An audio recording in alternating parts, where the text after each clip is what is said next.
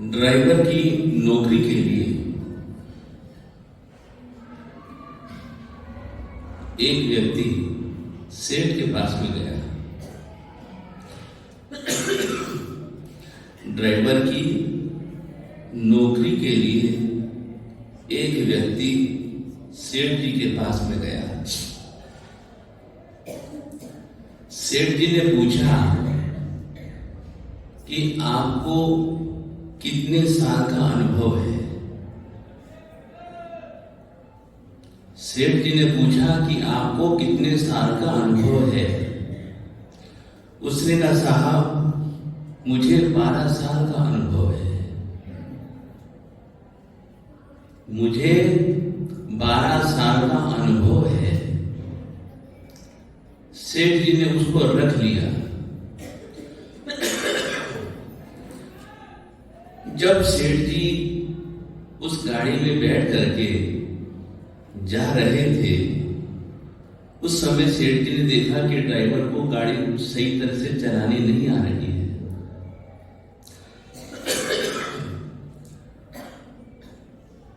सेठ जी ने उसको रोक करके पूछा कि भाई साहब आप कहते थे कि मुझे 12 साल का अनुभव है, मुझे 12 साल का अनुभव है और आप गाड़ी ऐसे चला रहे हो। 12 साल का जिस व्यक्ति को अनुभव हो ऐसी गाड़ी नहीं चलाता। उसने कहा साहब मेरा बेटा 12 साल का है, बाकी गाड़ी के लिए तो ड्राइवर में नया हूं।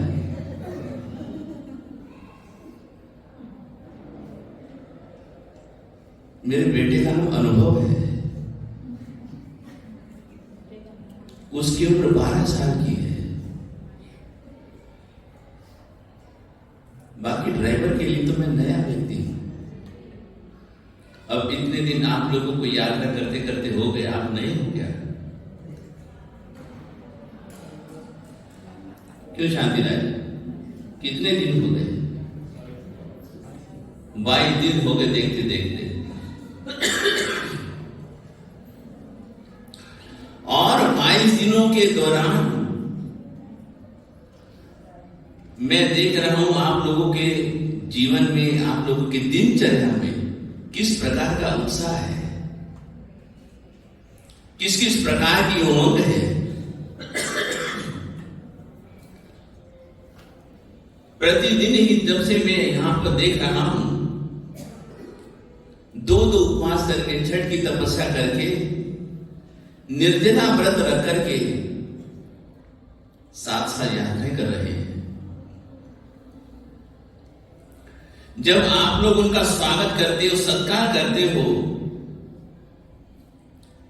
और जब आकर के हमारे पास में वो अपनी यात्रा का बयान करते हैं, तो सचमुच में मन बड़ा ही प्रसन्न होता है कि अब हमारी जो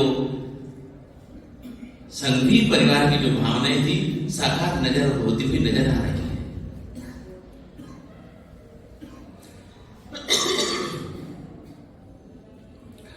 और यदि इसी प्रकार से यदि हमारी यात्राएं चलती रही तो सचमुच में परमात्मा की असीम कृपा होगी। अपन लोग यही कहते हैं कि अरे परमात्मा करते तो आप है लेकिन नाम हमारा हो रहा है। यदि आपकी कृपा न होती तो ये हमारा संग, ये हमारी यात्रा कभी भी सफल नहीं होती। जिस प्रकार के हमारे इस संघ में, इस यात्री संघ में, इस नवाणु यात्रा के संघ में जिस प्रकार के युवक जुड़े हैं, आए हैं, जिस प्रकार से हमारी बहनें जुड़ी हैं, सच में बड़ा अच्छा लगता है।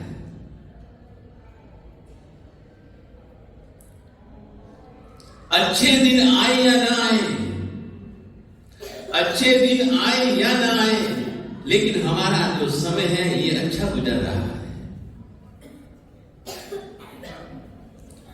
यहां आने के बाद दादा की कृपा से हम लोग कितने निश्चित हैं। यही तो एक सबसे बड़ी बात होती है।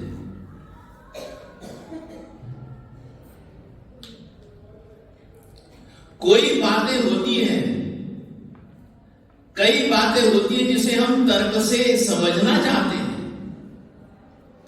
कोई बातें होती है, कई बातें होती हैं जिसे हम तर्क से समझना चाहते हैं,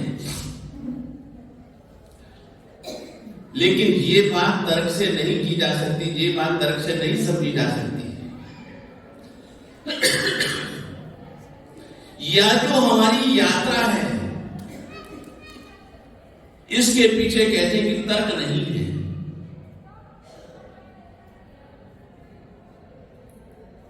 इसके पीछे कोई शंका और समाधान भी नहीं है। इस यात्रा के पीछे, इस भावना के पीछे हमारी एक तो विश्वास जुड़ा हुआ है, एक हमारा विश्वास जुड़ा हुआ है, और एक हमारी भक्ति जुड़ी हुई है, और एक हमारा समर्पण जुड़ा हुआ है। एक हमारा भक्ति जुड़ी हुई है, श्रद्धा जुड़ी हुई है, एक हमारा समर्पण जुड़ा हुआ है। सबसे बड़ी यह जो हमें चीज दिखाई देती है, वो क्या दिखाई देती है? श्रद्धा दिखाई देती है।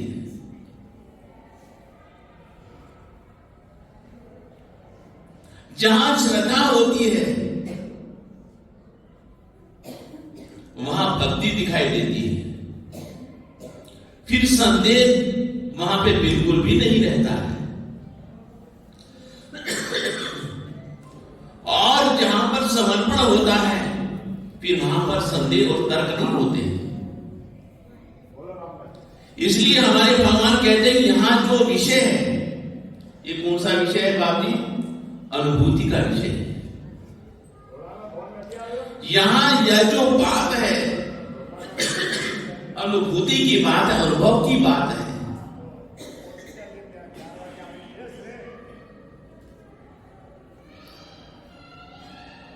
क्योंकि ये साधना स्थली है, ये हमारी तीर्थ भूमि है। तीर्थंकरों ने इस भूमि को पावन किया है।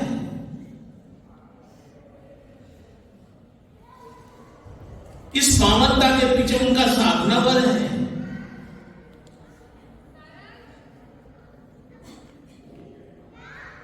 उन्हीं के ही जहां पर चरण पड़ जाते हैं, वह भूमि पवित्र हो जाती है। ऐसी शक्ति, ऐसा समर्थ हमारे चरणों में कहां है? क्यों भगत जी? ऐसी शक्ति, ऐसा सामर्थ्य हमारे पांवों में नहीं है।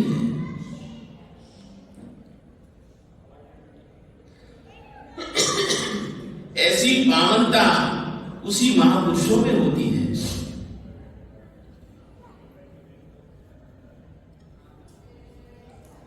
और उनकी पावनता के कारण ही हम लोग यहां आते हैं। किस कारण से आते हैं? किस भावना से? पावन होने के लिए आते हैं।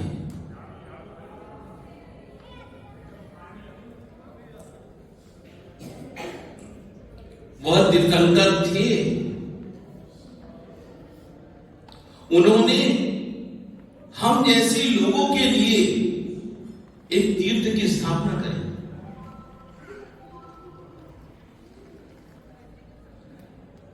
इसलिए कि तरने के लिए, कि मैं तो तर चुका हूं, मैं तो तर चुका हूं, लेकिन मैं आपको एक रास्ता बता करके जा रहा हूं। मैं तो तर चुका हूं, लेकिन करुणा भाव परमात्मा का ऐसा, मेहरबानी इतनी कि परमात्मा ने कहा कि यदि आप इस रास्ते से आएंगे, चलेंगे, तो आप भी जन्म और मरण से मुक्त हो जाएंगे। और कोई दूसरा रास्ता नहीं है।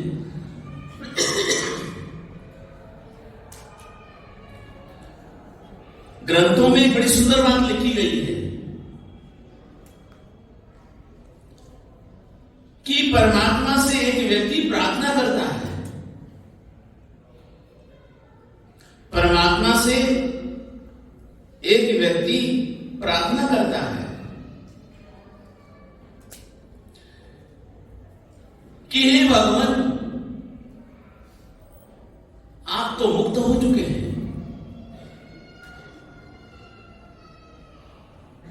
लेकिन मैं तो अभी भी संसार में भटक रहा हूं।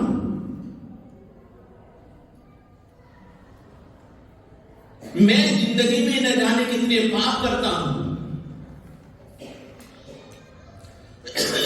न जाने कितने पाप का बंध करता हूं। इसका कोई अंत नहीं है।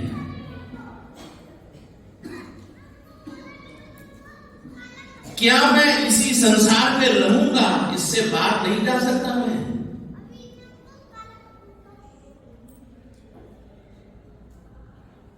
इस संसार में रहते हुए मुझे कुछ भी किनारा नजर नहीं आ रहा।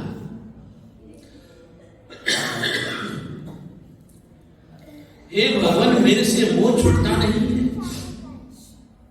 हे भगवान, मेरे से मोह छूटता नहीं है। मेरे से कषाय के भाव छूटते नहीं है। मेरे से निंदा चुगली माया के ये बंधन छूटते नहीं है। लेकिन भगवान, अब मैं परेशान हो चुका हूं। ये कुंडल भक्त लोग प्रार्थना करते हैं प्रभु से, अब मैं प्रभु परेशान हो चुका हूं, दुखी हो चुका हूं, अब मैं इससे पार जाना चाहता हूं।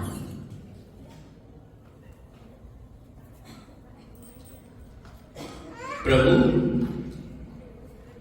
मुझे रास्ता दिखाओ। प्रभु, मुझे रास्ता दिखाओ। भगवान बड़ी सुंदर बात कहते हैं। भगवान कितनी सुंदर बात कहते हैं कि हे भक्तराज, अब तू चिंता मत कर, अब तू फिक्र मत कर। यदि तेरे मन में छूटने की भावना है, संसार से मुक्त होने की भावना है, कामना है, तो तेरे लिए एक ही रास्ता है। तो तेरे लिए एक ही रास्ता है,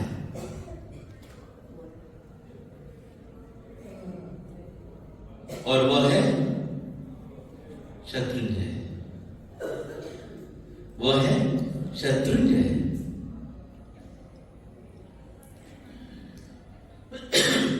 यदि तू वहां जाकर के साधना करेगा,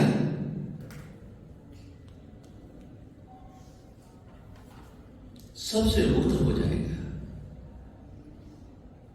नाम ही इसका क्या है? शत्रुंजय है।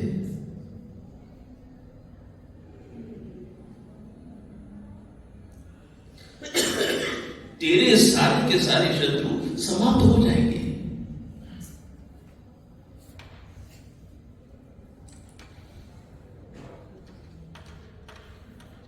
तू वहां पर जा,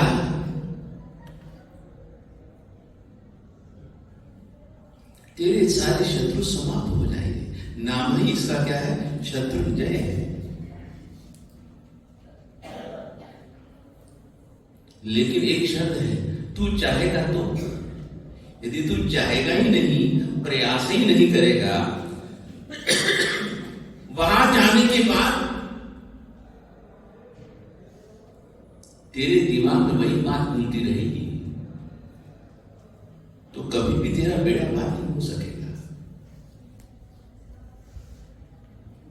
इसलिए मैंने भक्त आत्माओं को पार जाने के लिए, शत्रुओं से मुक्ति दिलाने के लिए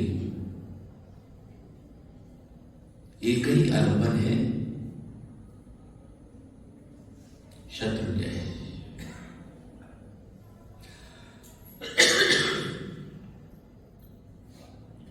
जो यहां आकर के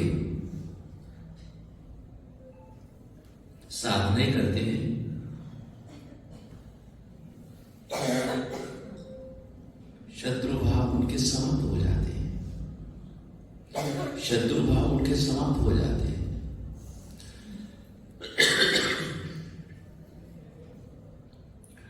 हमारे पूज्य उपन्यास प्रवर श्री भद्रंकर विजय जी महाराज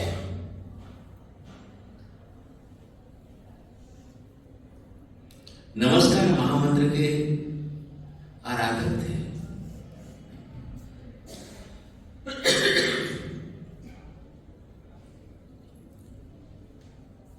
एक ही बात कहते हैं,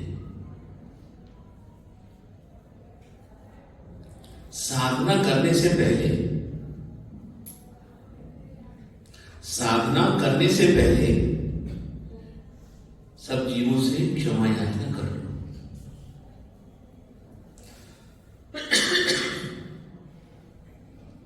साधना करने से पहले सब जीवों से क्षमा याचना करो। यदि किसी के साथ में आपका वैर विरोध है, वह भावना में दिल से निकाल दो।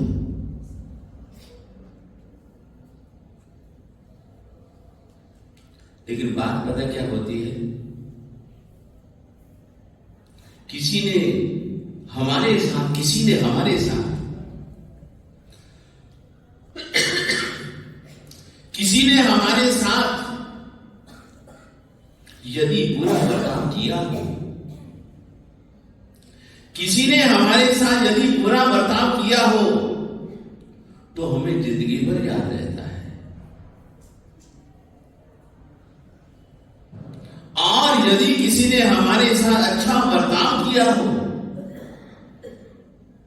हम उसको बहुत जल्दी भूल जाते हैं।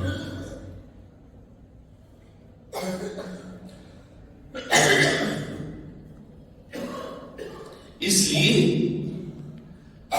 हमारे पूज्य उपन्यास जी महाराज यही बात कहते हैं कि सब जीवों से क्षमा याचना करके फिर साधना में बैठो। सब जीवों से मैत्री भाव स्थापित करके फिर आप साधना में बैठो, तो आपकी साधना जरूर सफल होगी। मन में माया प्रपंच मत रखो, मन में कषाय के भाव मत रखो। यदि इस प्रकार से आप नमस्कार महामंत्र का जाप करेंगे, तो जरूर पंच परमेष्टि की असीम कृपा होगी। लेकिन वही बातें हमें उस समय याद आती रहती है, वही बातें हमें उस समय याद आती रहती है। तो हमारे महापुरुष कहते, बड़े सुंदर बात कहते हैं,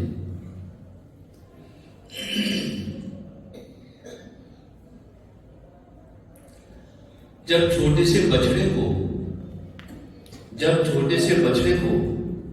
हम बांधते हैं, जब छोटे से बछड़े को हम बांधते हैं, तो वो छूटने का प्रयास करता है। और यदि हम उसे बांधे नहीं, तो शांति से खड़ा रहता है। इसलिए मुक्त रहो, सोचो ही मत। ऐसे हमारे परमात्मा दयालु हैं, कृपालु में मेहरबान है।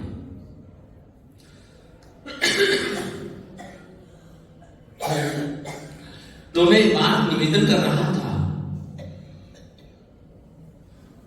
जो परमात्मा के दरबार में छड़ी पुकारता था,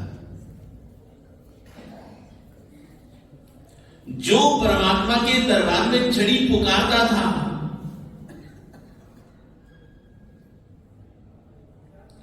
उसको परमात्मा से इतना लगाव हो गया, इतना समर्पण का भाव हो गया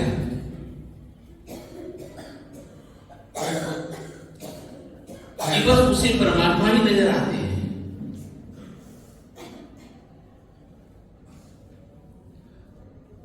और परमात्मा की ऐसी असीम कृपा कि जिंदगी में उसका कोई भी काम रुकता नहीं है।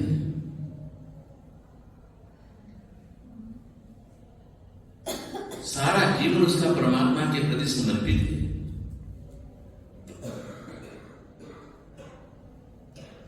और भगवान की असीम कृपा है उसके ऊपर।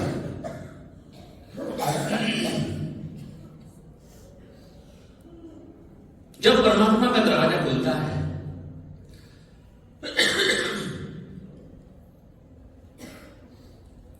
उससे पहले नहा धो करके स्वच्छ वस्त्र धारण करके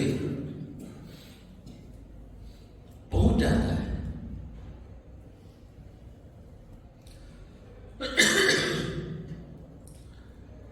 जैसे ही दरवाजा खुलता है, परमात्मा के सामने झुक करके जाता है। परमात्मा के सामने झुकता हुआ जाता है, झुक करके जाता है।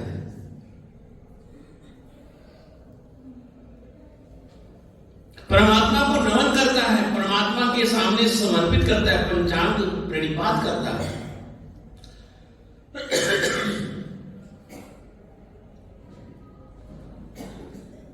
प्रणाम करने के बाद, सर झुकाने के बाद परमात्मा की छड़ी पुकारता है।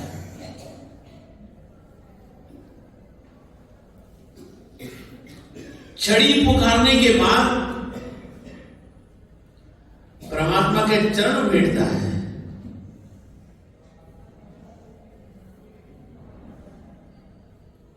परमात्मा का चरण भेंटने के बाद परमात्मा के हाथों में, परमात्मा के श्री चरणों में जो भी आसपास में फूल बिखरे हुए होते हैं, उनको अपने हाथों से इधर उधर करता है, देखता है।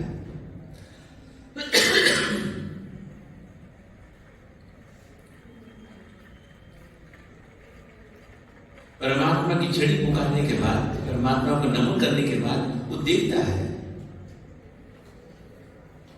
तो घटना कहती है कि उसे वहां से प्रतिदिन ₹1.25 मिलता है। प्रतिदिन उसको ₹100 मिलता है। लेकिन इंसान है, लेकिन इंसान है,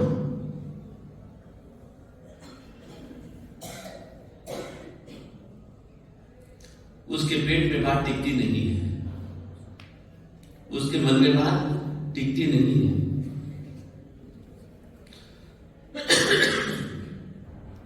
लोगों को जाकर के कहता है,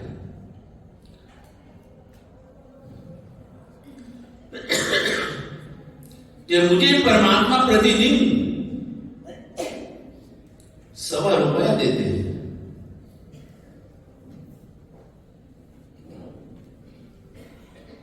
तो उसके जो जाति वाले भाई थे बारोट, जैसे ही उनको पता लगी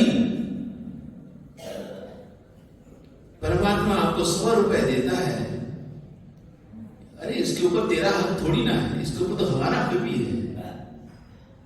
इसके ऊपर तेरा हक नहीं है, इसके ऊपर तो हमारा हक भी है। उसने कहा यदि आपका हक है तो आप ले लो, इसमें क्या फर्क पड़ता है। यदि आपका हक है तो आप ले लो। अगले दिन वह लोग भी पहुंच जाते हैं, अगले दिन वह लोग भी पहुंच जाते हैं। जैसे ही परमात्मा का दरवाजा खुला, उसने परमात्मा को झुक करके नमन किया, परमात्मा की छड़ी पुकारी।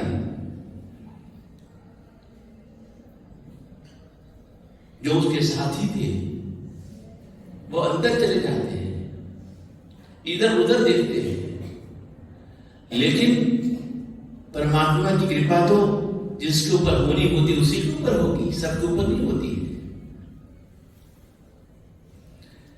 जैसे उन्होंने परमात्मा के चरणों में पड़े हुए, हाथ में पड़े हुए फूलों को इधर उधर किया, श्री शांति राय को कुछ भी नहीं मिला, राजू में उन्हें कुछ भी नहीं मिला।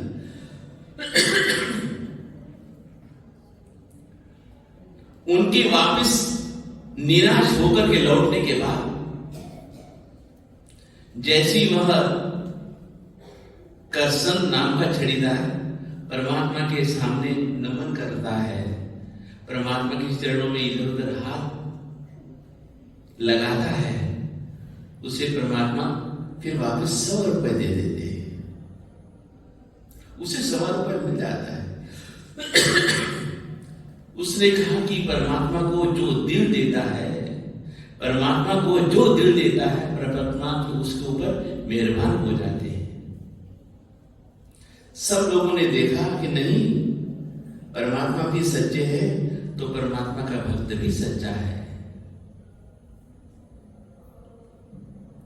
हम तो पैसे के लोभ में आए थे, हमारी भावना और इसकी भावना में एक अंतर है, इसलिए परमात्मा ने हमारे ऊपर कृपा नहीं की। राजू भैया, परमात्मा ने हमारे ऊपर कृपा नहीं की, परमात्मा ने इसके ऊपर कृपा की है। सच में घटना कहते कि विश्वास हो तो ऐसा होना चाहिए।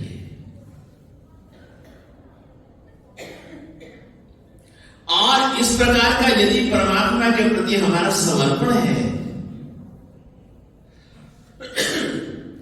तो फिर परमात्मा भी हमारे ऊपर कृपा करते हैं। लेकिन एक बात याद रखना, परमात्मा अधिष्ठायक देव के माध्यम से कृपा करते हैं।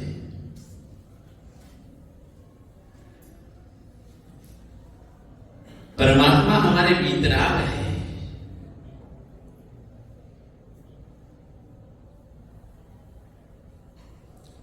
लेकिन उनकी कृपा, उनकी महिमा को बढ़ाने के लिए कौन लोग करते हैं? जो अधिष्ठायक देव होते हैं।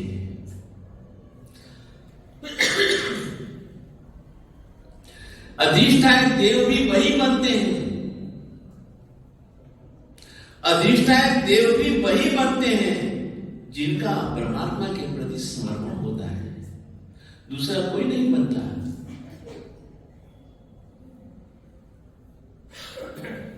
इसलिए घटना बड़ी सुंदर कि परमात्मा को जो दिल देता है, परमात्मा के प्रति जिसका समर्पण का भाव है, सचमुच में परमात्मा उसी के ऊपर ही मेहरबान होते हैं। तभी तो भक्त लोग भागे भागे जाते हैं, तभी तो भक्त लोग परमात्मा के पास भागे भागे जाते हैं।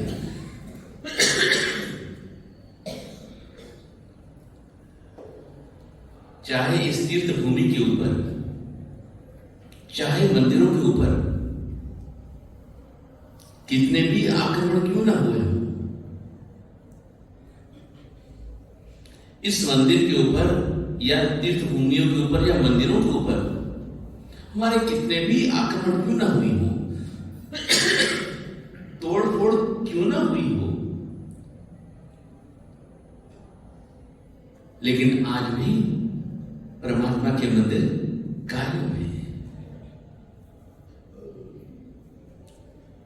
जिन्होंने इस मंदिरों को क्षति पहुंचाई है, उनका कहीं पर भी नामो निशान नहीं है। ये परमात्मा के प्रति हमारा क्या है? अटूट विश्वास है। ये परमात्मा के प्रति हमारा क्या है? अटूट विश्वास है। परमात्मा की मेहरबानी है, परमात्मा की कृपा है, तभी हम लोग परमात्मा के पास भागे भागे जाते हैं, सारे काम छोड़ करके आते हैं, सारी दुनियादारी छोड़ करके आते हैं। फिर हम लोग क्या कहते हैं?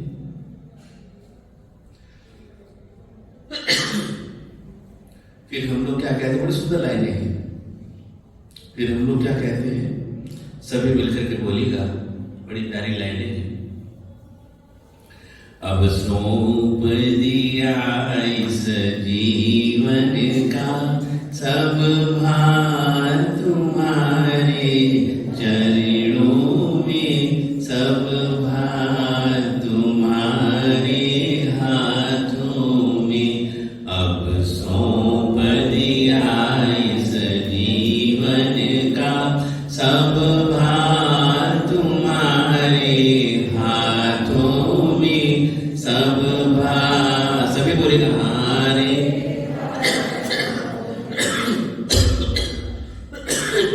अब सौंप दिया इस जीवन का सब भार तुम्हारे हाथों में, सब भार तुम्हारे हाथों में, है जीत तुम्हारे हाथों में, और हार तुम्हारे हाथों में, और हार तुम्हारे हाथों। एक बार फिर बोल दीजिएगा। अब सौंप दिया इस जीवन का सब भार तुम्हारे हाथ तुम्हारे, है जीत तुम्हारे हाथों में, है और हार तुम्हारे हाथों में, और हार तुम्हारे हाथों में, है जीत तुम्हारे हाथों में, और हार तुम्हारे हाथों में, और हार तुम्हारे हाथों में। अब सौंप दिया इस जीवन का सब